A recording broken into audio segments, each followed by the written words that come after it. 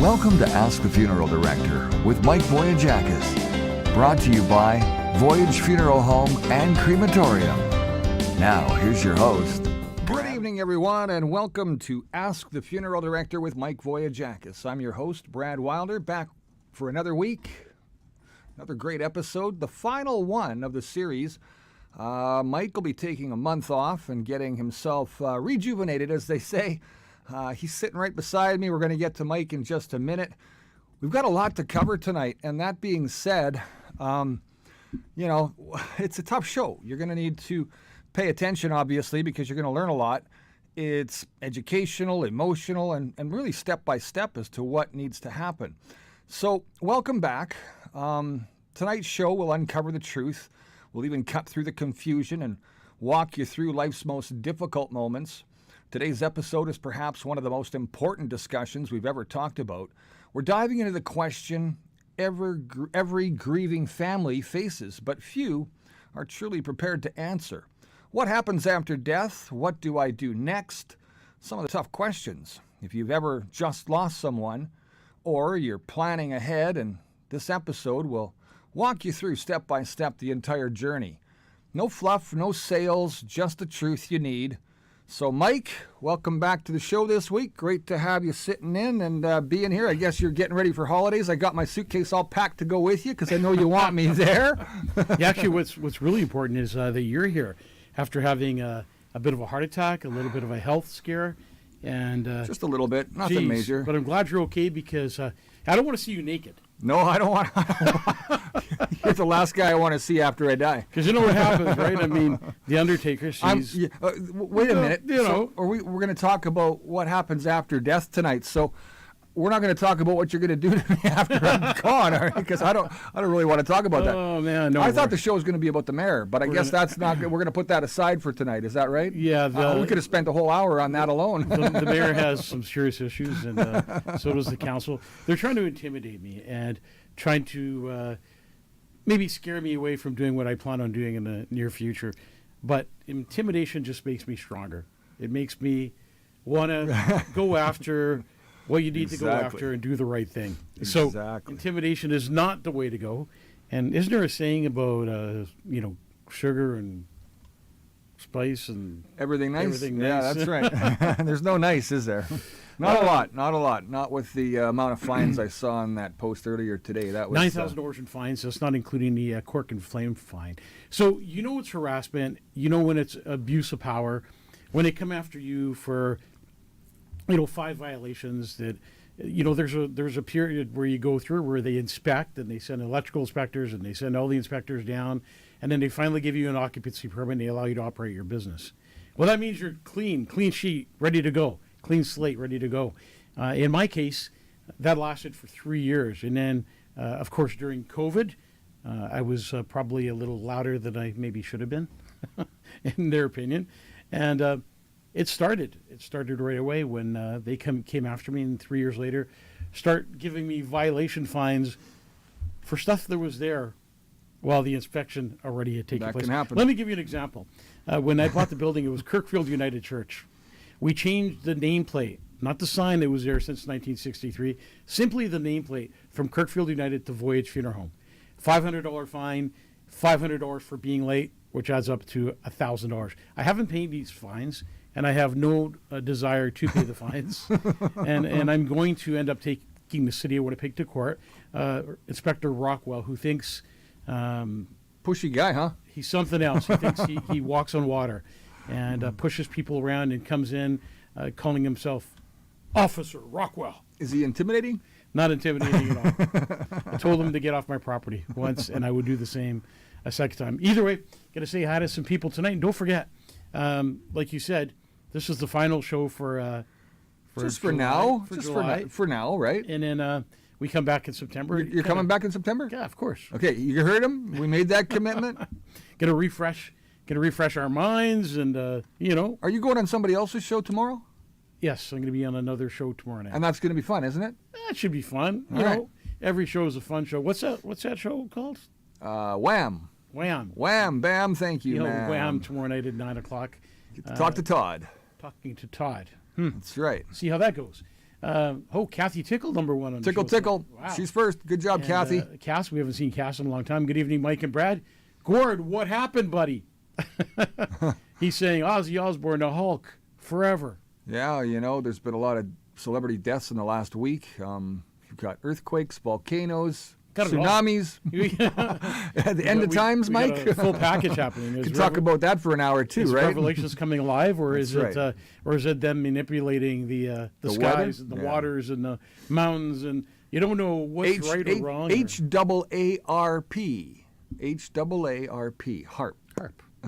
Steve Age. There goes our Hey, YouTube Steve. feed. Good evening and welcome to the show, Daryl. I'm awake. Hey, good to see you, Daryl. Hello from Southern Alberta, from Terry Thiessen, and Michelle's on the place from Michelle Stengel Place is on the place with us. Well, hi, everyone. Randy Medwoods here from Toulon. Cass Sky again, Debbie Lamoureux, Janet Larson. Man, everybody's chiming in tonight. That's great. Love to have you guys all here. It's always a Al pleasure. Bueller, welcome back, Brad. Hey, yeah, thanks, Al. I'm still here. I noticed you caught that spelling mistake earlier today. Nobody else caught that, man. You're like a smart guy. I tell you, he's a smart guy. Just when I thought I was going to do another funeral. Boom. Oh, boom. Comes back to life. That's right. I'm back. I never really went anywhere. It's all fine. Glad to have you back anyways, Brad. So, Mike, we got a lot to get to tonight, and we got to get into it because there's so much to cover. You've prepared quite the show. Well, celebrity deaths is, I think, what we were kind of on there for a second. And, one of the big ones, I think, who's a legend, not necessarily somebody that you would ever kind of talk about, but it probably comes up in church a little bit too, but the Prince of Darkness died. Yeah. We're not talking about the devil. No. Or Satan or any of the other words, Beelzebub or whatever they call him. We're talking Ozzy Osbourne. And you know what? I remember Ozzy Osbourne when I was young. I was thinking, how's this guy not dead already? Yeah. Chewing off bats' heads, biting snakes. Crazy Exactly. youth for this guy. And he made it to the ripe old age of, I think, what was he? 69, I think. 69, geez. And, people loved Ozzy Osbourne. And, he went through his issues in life and then changed and came back and became a hero to a lot of people. Well, Ozzy looks the part, like he's going to be devilish, satanic cult worshiper, but he's not any of those things. He's a down-to-earth home guy. And you know what? When we watched him on his television show, he proved it all. He was just a laid-back kind of guy who liked to rock. Yeah, exactly. I agree. 76, Cass says. He died at 76. So Oh, there you go. 76. Lulu, he was 69. 76. Different comments 69, everywhere. I think it was 76. Vicky, I think you're right, Vicky. I think he was 76 too, because my dad died at 77. Anyways, we're going to come back after we play this clip, maybe talk about it a little bit. But the funeral procession of Ozzy Osbourne on Ask the Funeral Director.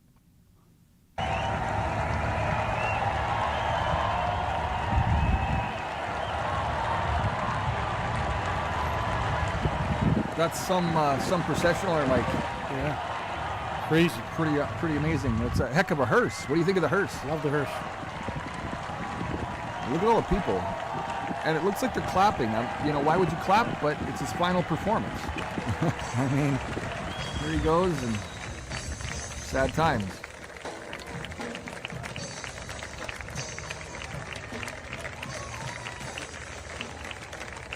What a procession. Crazy. The amount of people out to see. I only wish I could do a funeral that large. Yeah, you're talking hundreds of thousands of people lining the streets in England to pay their respects, and respects definitely deserved in this situation. How many people are you think are on the street? Like thousands. Yeah.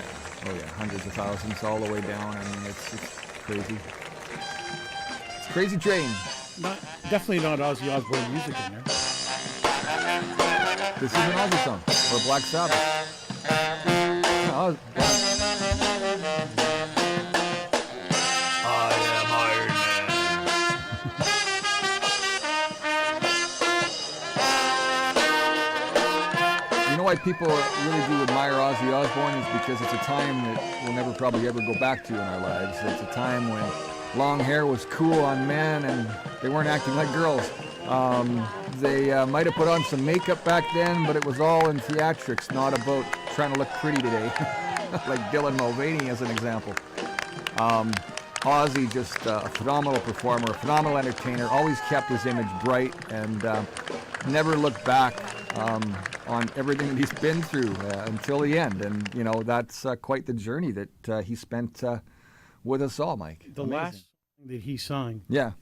Mama, I'm Coming Home. Mama, I'm Coming Home. And they played that during the funeral procession today on one of the other videos I saw. And I had a tear in my eye because, you know, it's pretty heartwarming that he's going to go home and see his mom now. Yeah. Yeah, isn't that incredible? Ozzy Osbourne. And, of course, a couple other big deaths all in the same week. Who's that? The Hulk. The Hulk. Hulk Hogan left us, and a lot of Hulk Hogan fans out there, too. Oh, absolutely. And, I wonder how big his funeral was. Hulkamania running wild, Mike. Hulk was a big part of All-Star Wrestling with Hulk Hogan. Sure was. Oh, man. So we're going to get into the show. This show is a really interesting show because a lot of people don't know. What do I do next? Somebody dies. I've had the funeral service. People have come. We've eaten, had lunch together, talked.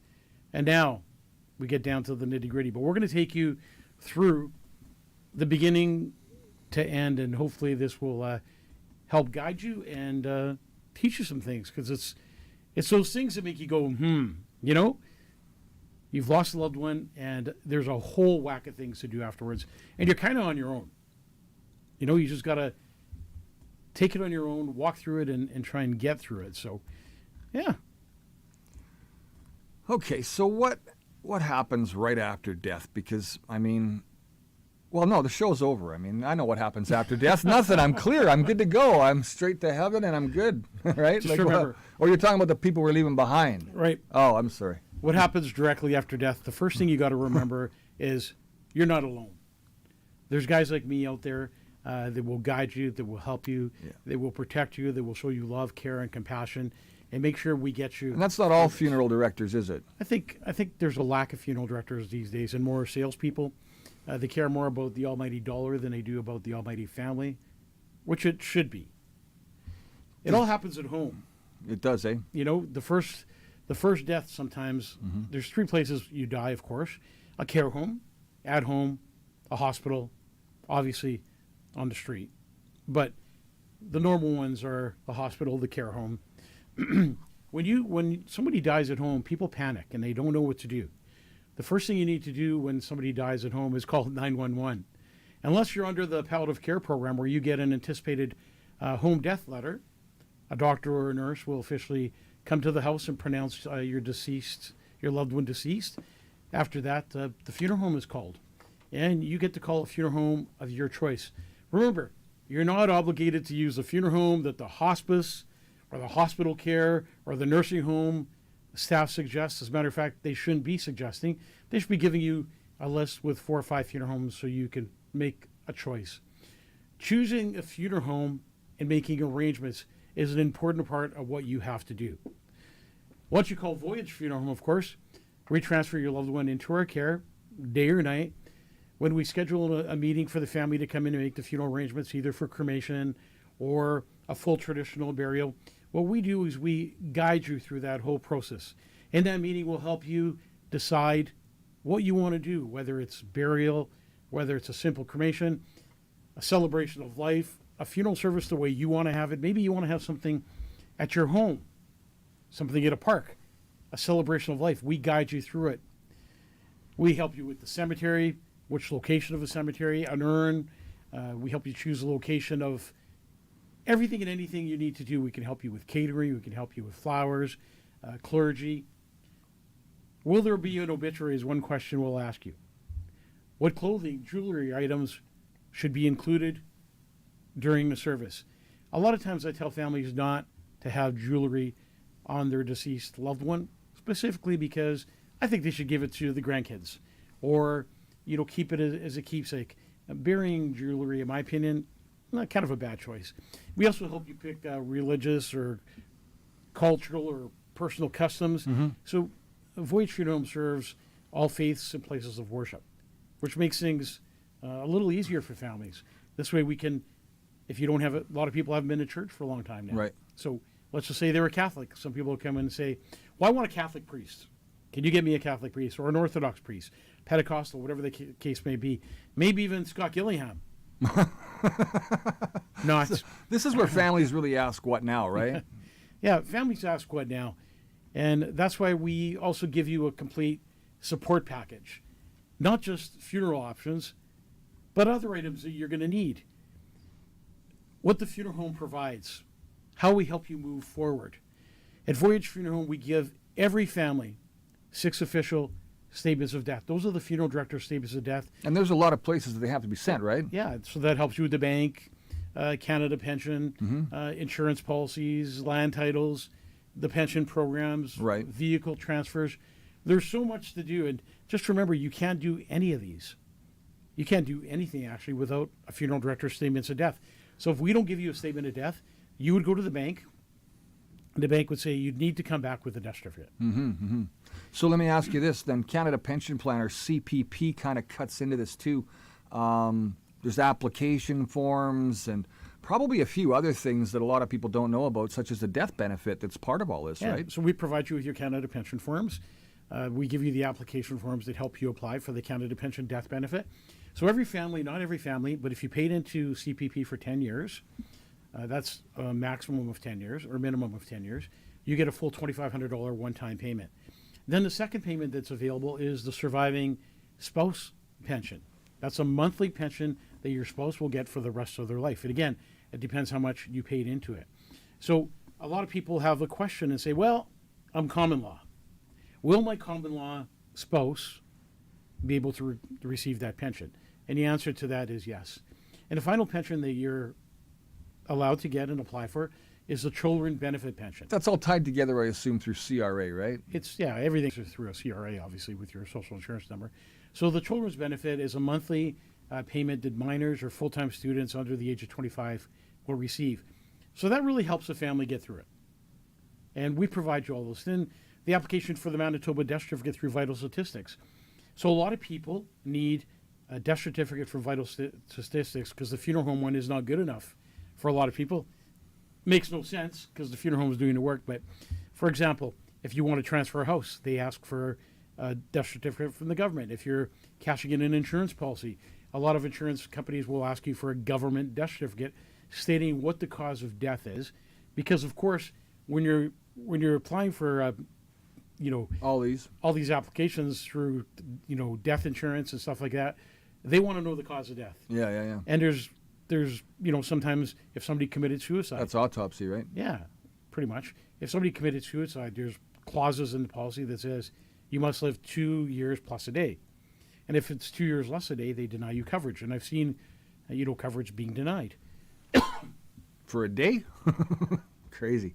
for a day.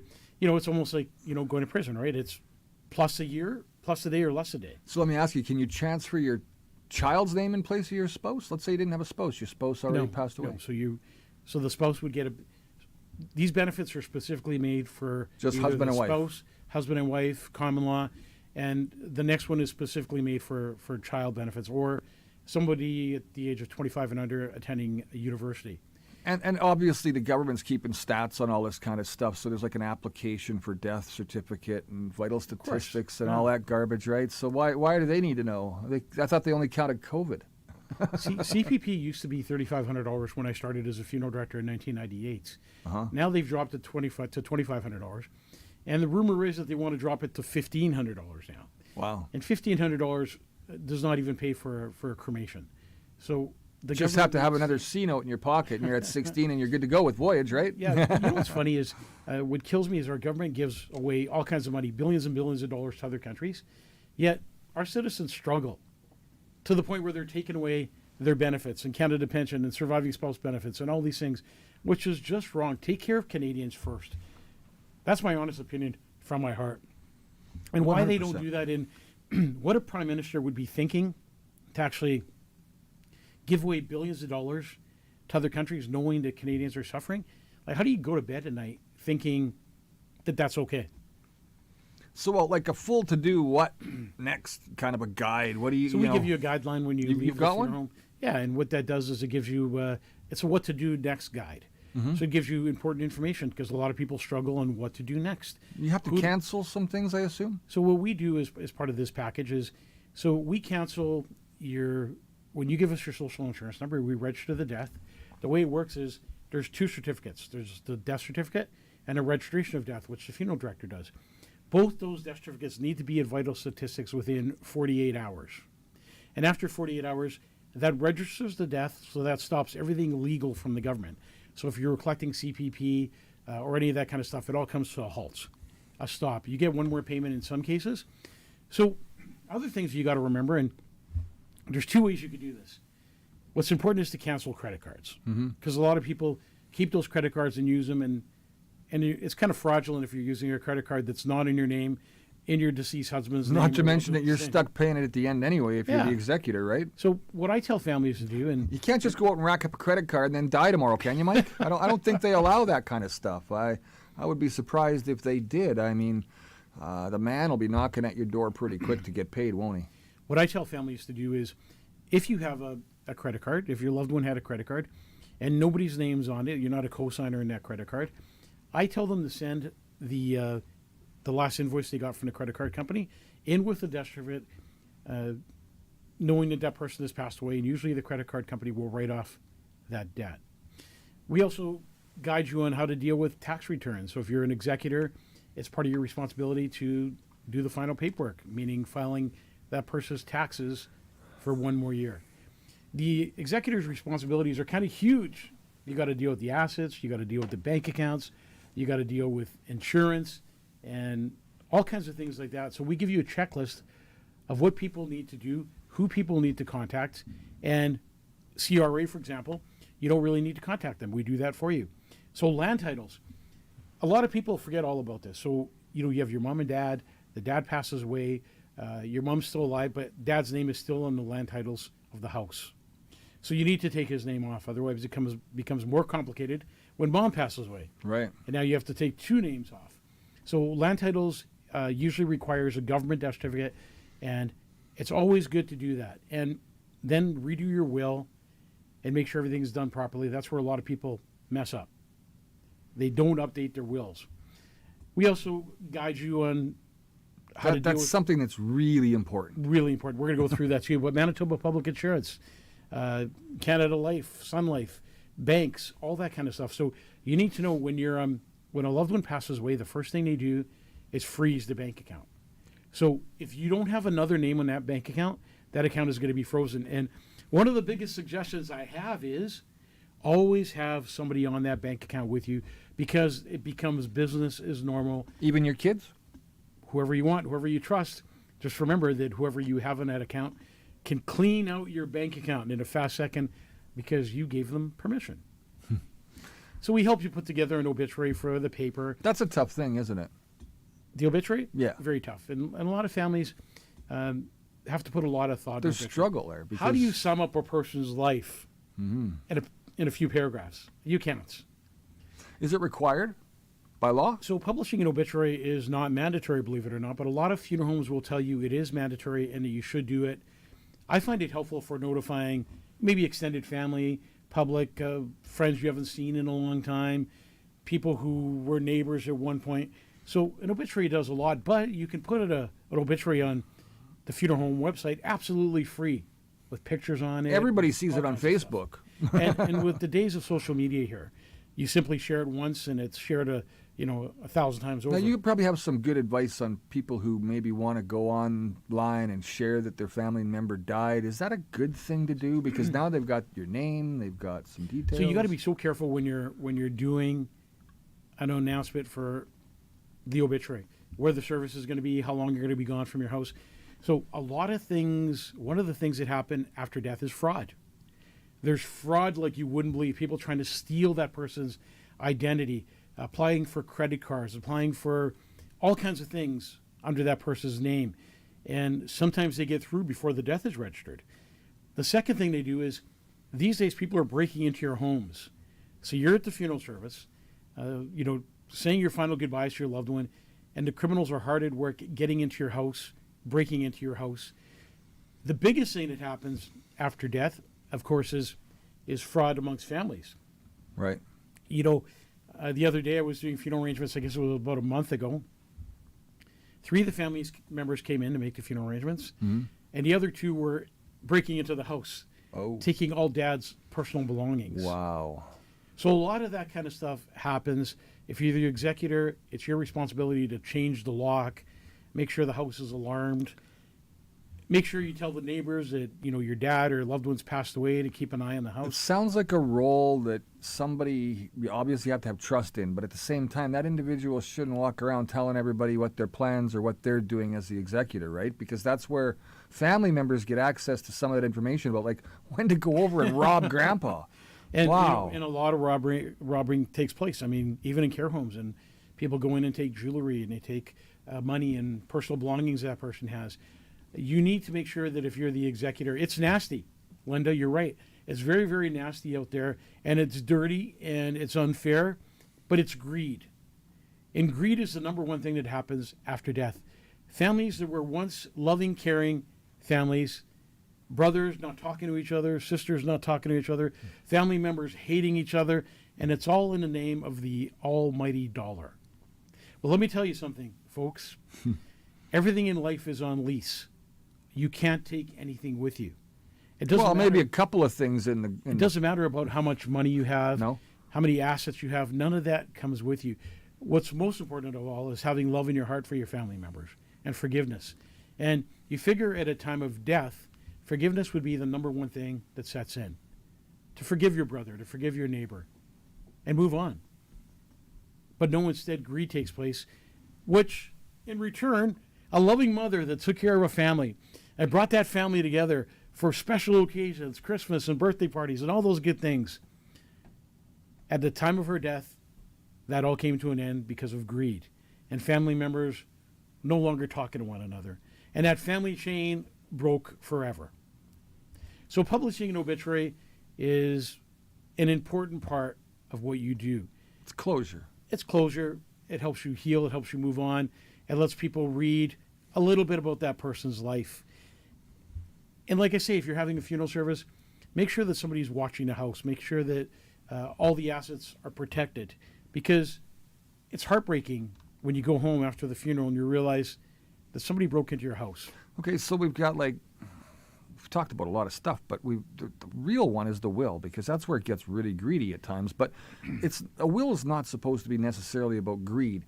It's really supposed to be about something like, separating assets that are divided up amongst family members, where everybody kind of feels good at the end of it. And there's times when you get into that lawyer's office and it doesn't feel that way. And it's all because of the way the will was read, right? Or written, right? Yeah, I mean, the will is an important part of what happens. And we're going to go through that just so you understand. So this is about executors, power of attorneys, POAs as they call them, and what happens. A will outlines who receives what and who manages the estate. The executor is the person named to carry that out. A lot of people think they can't have 2 or 3 executors. You can. Those executors would have to work together, work things out, and agree to disagree to get rid of assets, to split money, and all those kinds of things that happen. Power of attorney is somebody who takes care of things while you're alive. That power of attorney has a lot of power. They could sell your house, they could go into your bank account, they could do all kinds of things because they speak on your behalf, which gives them the right to make decisions. They could be pretty powerful decisions at times. It's the hard part of the job, right? Because it becomes a job at some point for Yeah. the executor. And you got to remember, the power of attorney, his job is only while the person's alive. So the title of power of attorney passes away with you, and then the executor takes over from there. Okay. What happens if there's no will, Mike? So we're gonna get into that, but let's talk about a healthcare directive Okay. that's written and planned for medical care. And what do they mention there? So this is another part of a will kit. A healthcare directive. Let's just say you had a heart attack, and you would be in a vegetative state the rest of your life. Do you want that? No. So that would be a directive to doctors, telling your doctors what your wishes are if you got into a head-on collision. Do you want to be able to? It's like having DNA tagged on your back with a tattoo, or having a little wrist bracelet that says DNA do not or DNR do not resuscitate. Yeah. So that's what a healthcare directive is. It really tells a doctor and nurses what your final wishes are at end of life. With your medical side of things, but Yeah. then there's your will.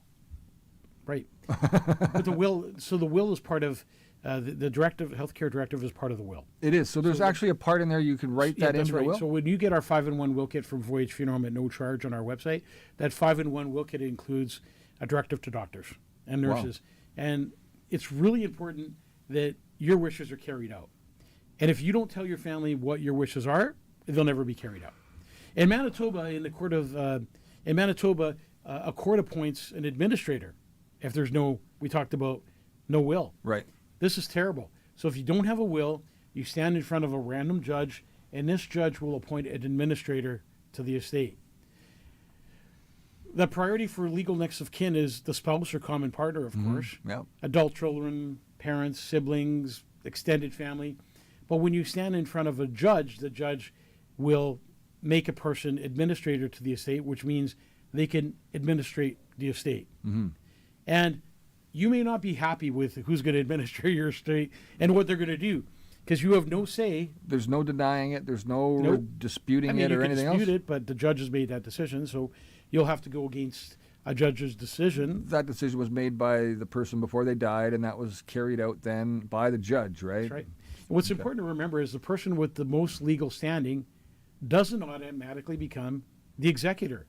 The court still reviews and approves. So it's a big thing because a lot of people struggle with that. And like I say, that's the biggest problem that families have. So the other question people have a lot of is the CPP benefit. Right. Does Does it it pay? just come in the mail? Does it fall off a tree? Does money come to your house? So they will not send you that benefit just because somebody died and we register the death. The family member needs to apply, the executor needs to apply for the Canada Pension Death Benefit. The three benefits, of course, all need to be applied for. We talked about it before. The death benefit, $2,500 surviving spouse benefit, will give you 60% of whatever pension that deceased was collecting and receiving. And, of course, the child's benefit for kids under the age of 18, or if a child is 25 and under attending university, they can still collect that benefit. Really? And that helps a lot because basically what that does is it helps you live. Yeah. It helps you get through. If your parents Is were it giving you enough? money, it's never enough. It's never. Especially with the price of everything now and the cost of living. How and long the does this cost of payment school. take? Long does the payment take to get here? So the payment takes 6 to 12 weeks. Uh-huh. So it's not something that happens overnight. And a lot of families, struggle, and that 60% you're getting is the surviving spouse benefit really can help. And what does retroactive mean? Because I've seen that word written down. Retroactive is Retroactive pay? They're coming. yeah. Like it's they go back a retroactive. couple of weeks, They a do- couple they of do- months, they do sort go- of thing. yeah. So let's just say your loved one died in June, and you're not putting the application until September. Yeah. They'll go back Oh, okay. and So, like, you can cremate and then go back later and. Correct. Okay, gotcha. So, then you they- finish some they- stuff up. they help you with that too. If both parents die, what happens then, Mike? So this is a big one because if both Especially with parents a die, child, right? especially That's if you gotta have be a child. crazy. Let's talk about a child. So both parents die. You have a young child, maybe a couple. What happens to those kids? That's a big thing. Something you need to think about if you have children. If there's a will, naming a legal guardian, that's a person that applies to take custody. So in a will, you can put a legal guardian's name that you want to take care of your kids. If there's no will, then Child and Family Services, of course, gets involved and temporarily deals with the situation. So let me ask you, godparents, isn't that what godparents are for? In cultures, the godparent, like in the Greek Orthodox culture, the godparent takes responsibility when the mom or dad are not right, there. right. So had Kyriakos had, So Kyriakos' godparents passed away. right. So then But what I'm saying is Kyriakos had kids and they were his godparents could take the if children, that was right? Kyriakos' wish. Right, right. So a family member must apply to the Court of Queen's Bench Family Division for permanent guardianship.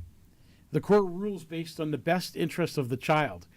So if the godparent goes there and says, well, I want to take care of Kyriakos' kids, the judge will decide. That's a good thing, maybe. The good thing and the better thing is I mean, that can cause stress within to a have family a like guardian crazy. in your will. So this way, the will states who you want, and that becomes the legal guardian of the children. And we've done services in the past where both parents have died in a head-on collision, and then there's young children. Right. So let me ask you this. Every parent needs a will, even a simple one. You could take a piece of paper right now and put some chicken scratch on it and say that this is my final last will and testament, and put all the things down that you need to kind of cover as best you can. Or you can get your will kit from Voyage and fill it all out and make it perfect. You could go to a lawyer and get a will kit. Manitoba is the only province one of the only provinces that allows you to do a handwritten will signed by yourself and 2 witnesses. And that becomes a legal will. Let's talk about the next process. The probate? The probates. What's that mean? And that scares a lot of people. Probate is the legal process. Sounds like the government's coming to your door. It is. Oh. It's the legal process of confirming a will is valid, Right. appointing the executor, giving legal permission to manage the estates. That's a big thing. So now the courts are giving your executor permission to handle the estate. Sure. If there is no will, it's called letters of administration instead. So that Okay. means they're appointing an administrator. You must apply for probate through the Court of King's Bench, probate division, of course. And the probate process, what happens after you apply? It's a big thing because a lot of people go, well, probate scares me. Like, what is it? And it scares me too, because you're putting everything in the hands of the courts, a judge, which is kind of wrong. So the executor gathers all the original wills and death certificates, an inventory of assets, a list of beneficiaries and debts, and completes a probate application. That probate application is submitted with documents to the court, and then you wait 4 to 12 weeks, even if there's an error. So probate could take forever. You do something wrong, the judge sends it back and says, well, this wasn't good enough, you need to redo things. So you can open up an estate bank account, begin collecting assets and paying debts. So the first thing that gets paid out of an account, a lot of people panic about this. So your mom or dad, one of them passed away, you have no money. The funeral home has first right to the bank account.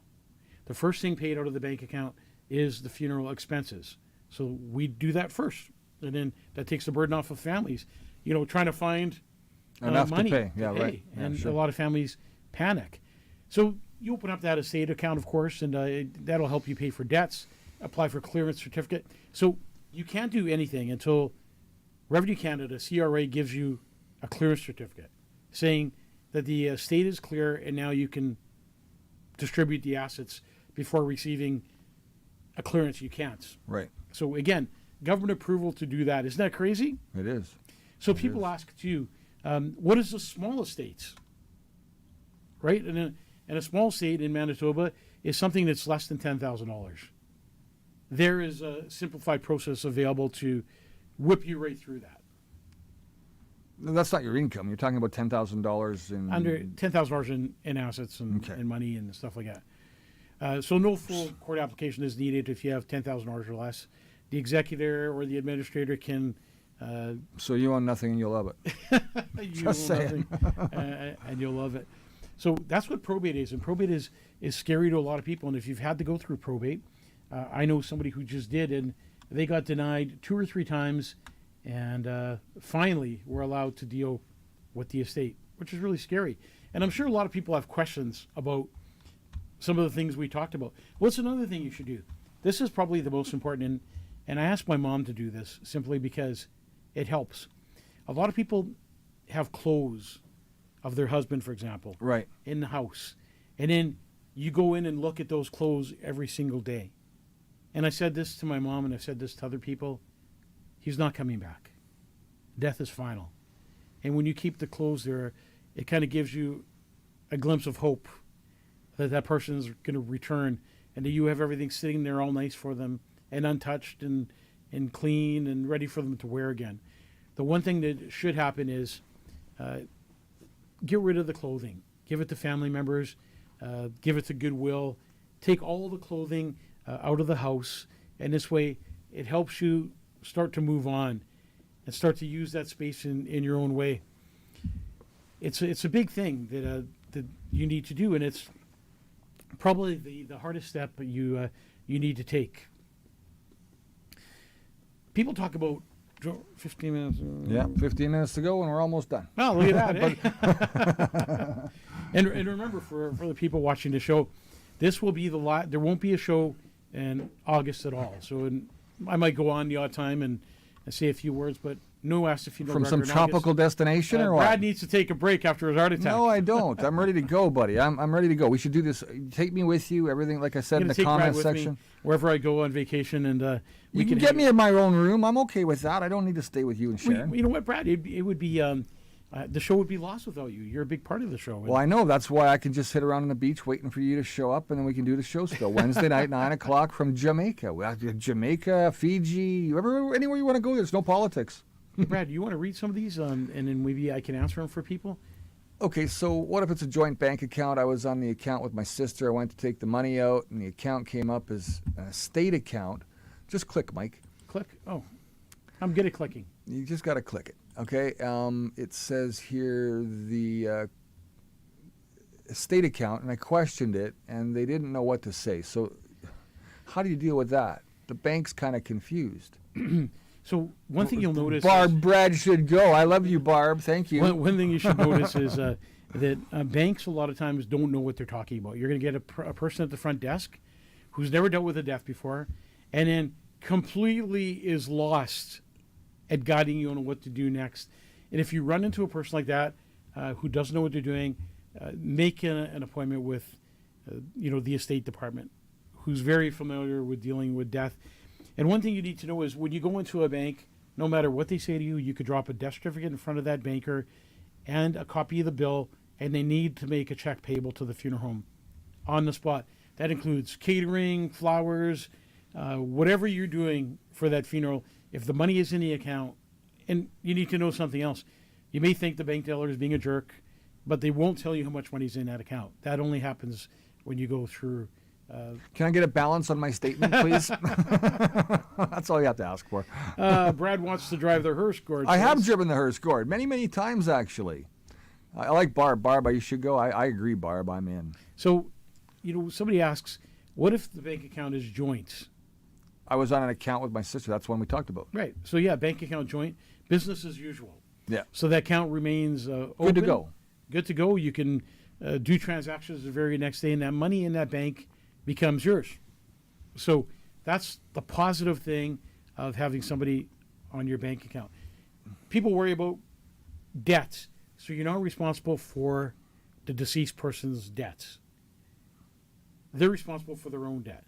So what if there's not enough money to cover that debt? Do they end up going bankrupt? And in Chapter 13? I'm dead and I got to still go. In vehicles, a lot of people ask about vehicles. So, a person bought a brand new vehicle, and what you got to check for is insurance. A lot of times these days when you're buying a vehicle, they put insurance coverage on that vehicle. So if the person was to die, that vehicle gets paid off by the bank. And then, again, the Wishes and Memories book will really help you. It guides you through what you need to do, important questions. Do yourself a favor on this show tonight. If you don't have a will kit, a will package, get one for yourselves. It is literally the most important thing that you will do. It's a gift of love. You can write your own obituary. You could pick out your clothing. You could do all the things that you want to do, because a funeral service should reflect what you want. It's your final wishes. And I always tell people, your final wishes are important, and they should be carried out. And that's what we try to do at Voyage, is carry every single person's final wishes out. So I get to decide what I wear, and then I get cremated, and you're going to leave me in those clothes while I'm cremated? Of course. Once you give us clothing, another good question. A lot of people say, of course it is. I'm dumb.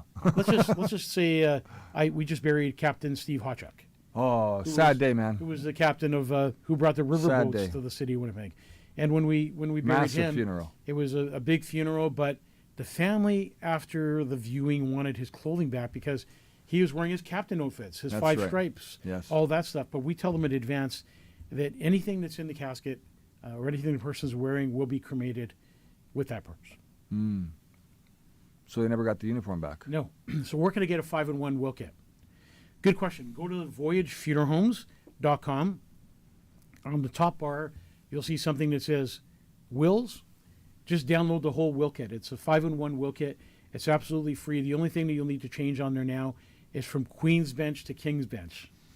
So if I have someone on a joint account with me, are they responsible for the line of credit and the credit card debt? They are. They are, Not eh? credit card debt. So on credit card debt, you have to sign to be a co-person on the credit card when you do the application. So a lot of people, that's where they get. That's why I tell people, if you're not a co-signer on that credit card and there's a $10,000 debt on it, put it in an envelope, put a death certificate in with it, and send it to the company. Oh look, Laura put it up on the site. Thanks, Laura. Perfect. VoyageFunerHomes.com, and you just go to 511 Wilkins as she did there. Well, we have an assistant. That's right. Well, thanks, Laura. That's really nice of you. So I was wrong. We still have 15 minutes to go now. Oh, well, look at that. eh? You got lots to talk about. So taxes, pay taxes for a marriage certificate. Jeez, that's Al Bueller talking about taxes again.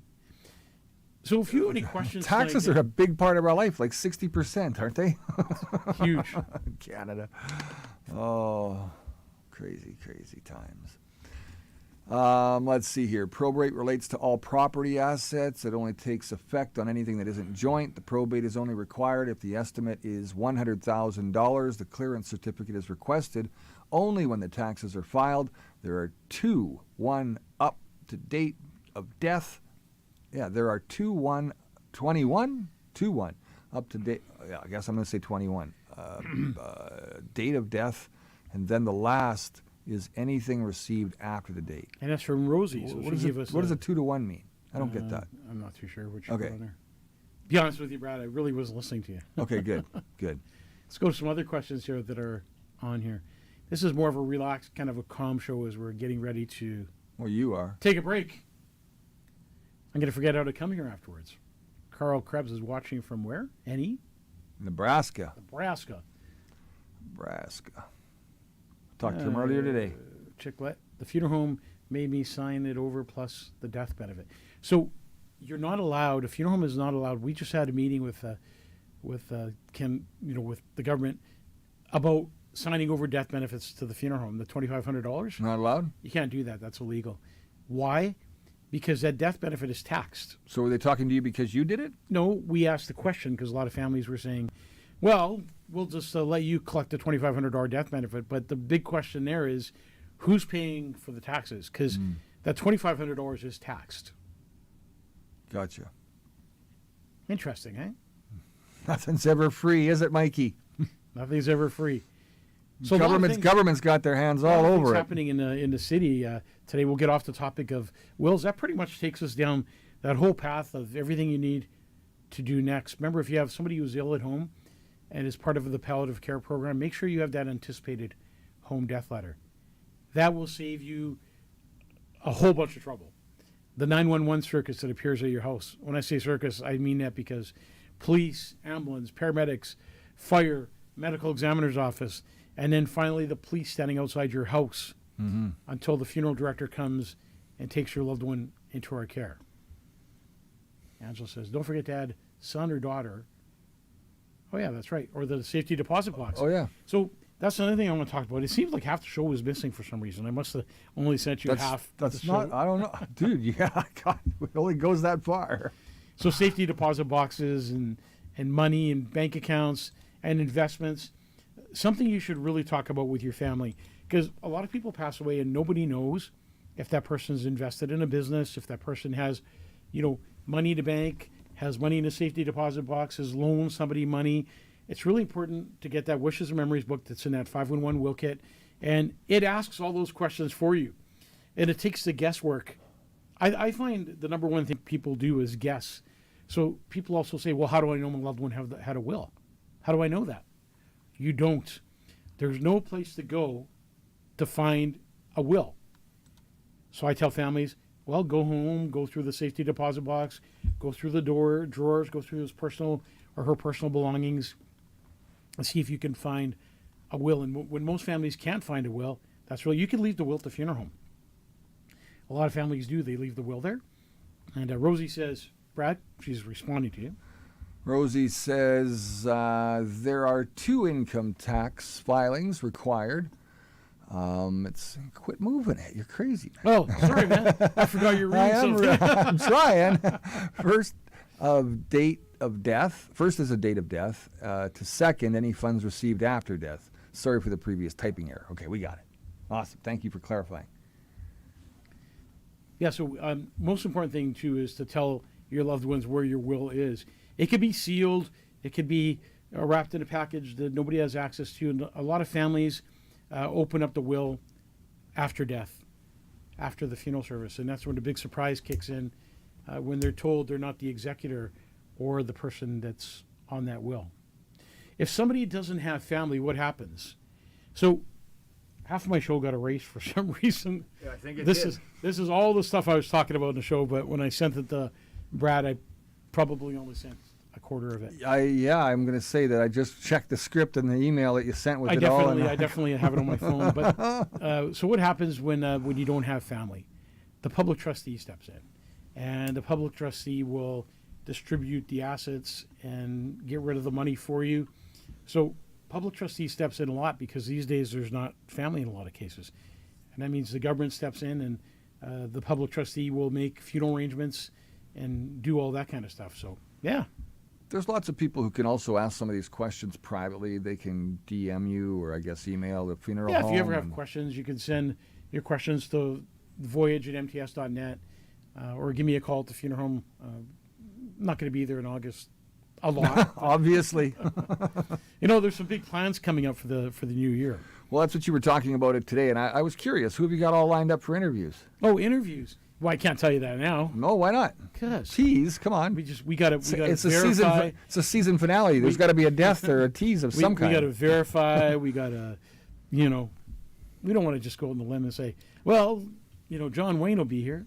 I want to sit here, and I want to have the Undertaker versus the pastor. The Undertaker versus the pastor. That'd make a good hour soon. That'd make a good hour, buddy. That'd make a great hour. I got some tough questions for you both. You gotta. One of the things. Why are the roads so bumpy in Manitoba? No kidding. One of the things. Yeah, in the future it'll be, ask the mayor candidate or something. Yeah, that's right. Yeah, right. Ask the mayor. You gotta ask yourself the question. So I've never asked this question, but you gotta wonder, if I decided to run for mayor in the next election, how many people would actually vote for me? Well, that's a great question. I think if you did a poll or somebody started a poll online, do you want to see that outcome? Because I don't. Yeah, I would like to see that. Do you think enough people know Mike Voyage? Mike Voyage? Yeah. The thing is, people could talk about it online, and they could say, Mike, we want you to run for mayor. Hey, there's people that can't even say your last name. When they look at that, they can't even say it. So what do they call you? Just Mike V? Well, what's really important is if you're going to Mike run for V's mayor, for me. If you're going to run for mayor in the city, what's really important to do is have your last name there. Let people know your last name. Because when you go in to cast your vote... Could be 10 Mikes on the ballot, Yeah, it's not Mike, it's Mike Voyajakis, right? And with a name like Voyajakis, who knows? But anyways, it's an interesting question. It's probably a poll that I want to do before I, throw the jacket off, take off the tie, and get into the ring with the pastor. Well, I'll tell you one thing for sure. If I was... I bet you'd bury him. If I was the mayor of the city... Pun. If I was the mayor of the city, you could be assured that you would have a compassionate, caring, loving mayor. They would put people first. They would put priorities of the people first, take care of the roads, the streets, make the city a safe city. The city is one of the most violent cities in Canada. And take care of the homeless, stop the safe consumption site. Exactly. I mean, there's a whole bunch of things, man. man. So much. I mean, I could go on and on. The thing is, you cannot run for mayor or say you're running for mayor until the clerk's office authorizes you to. Otherwise, you could be disqualified or whatever. You could ask questions. You could throw it out there that I might. You should invite Gillingham to the... Well, that's what I was saying. One on one side and one on the other. Right here, I'll sit in the middle, and we'll put one there, one there. We'll have them both, and I'll keep the peace between them. Gillingham said he's unbeatable. I'll be elbows up. Gillingham said he's unbeatable, and he's already mentioning that he's going to run for a second term. But, yeah. So let me just explain something to him and the rest of the viewers. This is a good one because, Mike has been around Winnipeg since being born. That being said, he's worked your socials, he's worked your weddings, he's worked your 50th wedding anniversaries, he's done your birthday parties, and now he's doing your funerals to wrap things up. If you don't know everybody almost, or everybody doesn't know you, something's wrong in Winnipeg, because I tell you what, you were an outstanding man with outstanding morals and ethics, and that's what it takes to be a good leader. Not to mention the fact You know, one of the things that mayors or even other people that are in politics do is they don't like to be, they want to be the person in the foreground, but they don't know how to deal with that.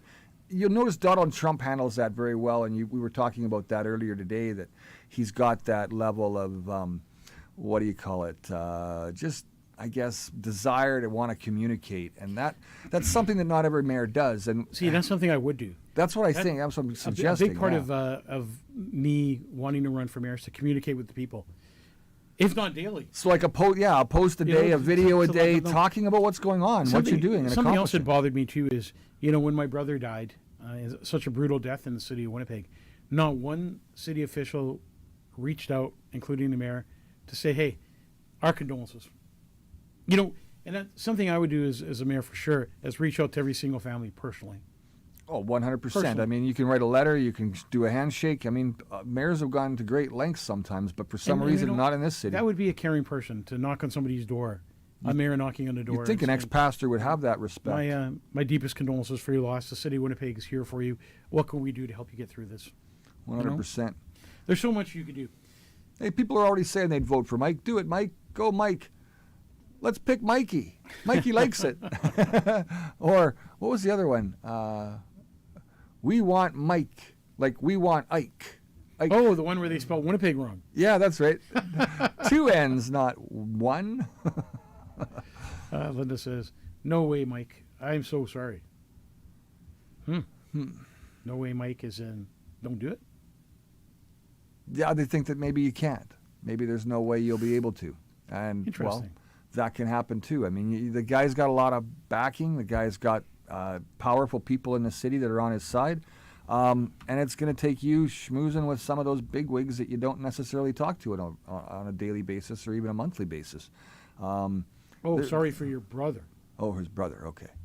So, you know, the thing is, what they need is a mayor who can't be bought. A mayor who's going to be Well, stand by his morals we're and not his values. we're not saying that the mayor was bought No, by any but- means, but there are things that happen Did you that read the enrich article? their lives. Did right? you read the article in today's paper? I did. Yeah, That was mind-boggling. of course. Anyways, I think we've finished the final edition of Ask the Funeral Director in July. Yes, it's What do you only. think? I guess so. We're good. We can wrap things up here and bring it Yeah, home. Linda and said, "I take a meant for vacation." your brother." Yes, thank you. Yeah, we could head on vacation right now. I guess. So thank you for tuning in to the final Ask the Funeral Director show. And Not ever. we'll be back. You make it in sound like September, it's and if- forever. We'll see if I can fit Brad in a suitcase. I doubt it. Thank you for tuning in to Ask the Funeral Director. God bless you and your families. Take care of yourselves and each other. Have a safe August. See you back here, buddy. See you, Brad.